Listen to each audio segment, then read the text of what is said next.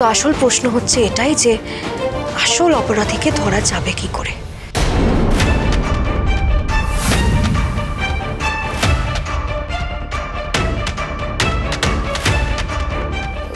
কাল রাত থেকে তো ফোনটা রয়ে গেছে, চার্জ আছে কিনা দেখি।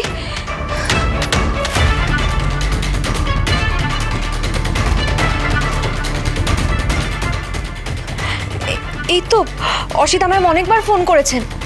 কি হয়েছে? আমার তো মাথাতেই ছিল না এই রহস্যের একজন সমাধান করতে পারেন সে তো অসিতা সমী। তিনি বলতে পারেন যে তিনি ফুল পাঠিয়েছিলেন কিনা। ওকে একটা তাড়াতাড়ি ফোন করো।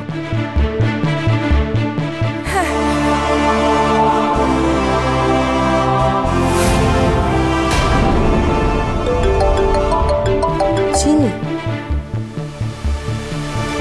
হ্যাঁ চিনি। আরে কি হয়েছে বলো তো? তোমার এতগুলো ফোন দেখলাম তুমি করেছো, অথচ আমি যখন ফোন করলাম তখন তুমি ফোনটা ধরলে না। তোমার কিছু হয়েছে?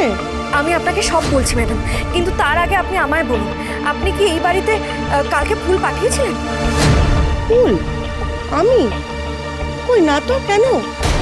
ঠিক আছে ম্যাডাম, আমি আপনাকে একটু পরে ফোন করছি, ঠিক আছে?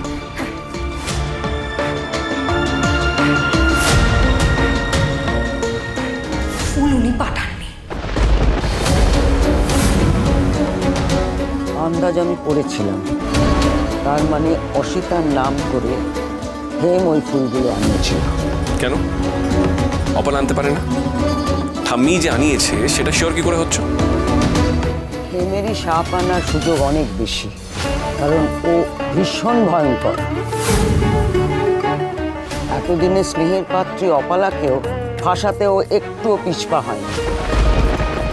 নিজের স্বার্থের জন্য যে কাউকে বলি দিতে পারে। আমাকে একটা কথা বলো তো, ঠাম্মি কি সত্যি এতটা সাংঘাতিক? আপনার ঠাম্মি আপনার মানতে অসুবিধা হবে এটাই তো স্বাভাবিক, কিন্তু ঠাম্মি যে কতটা সাংঘাতিক তার পরিচয় আমি পেয়েছি আগেই। নতুন কিছু পেয়েছো নাকি? হ্যাঁ পেয়েছি, ঠাম্মির ঘরে বড় মালিকের লেখা একটা চিরকুট পেয়েছি বড় মা। তাতে লেখা ছিল, আমার মৃত্যুর জন্য আমি দায়ী নই।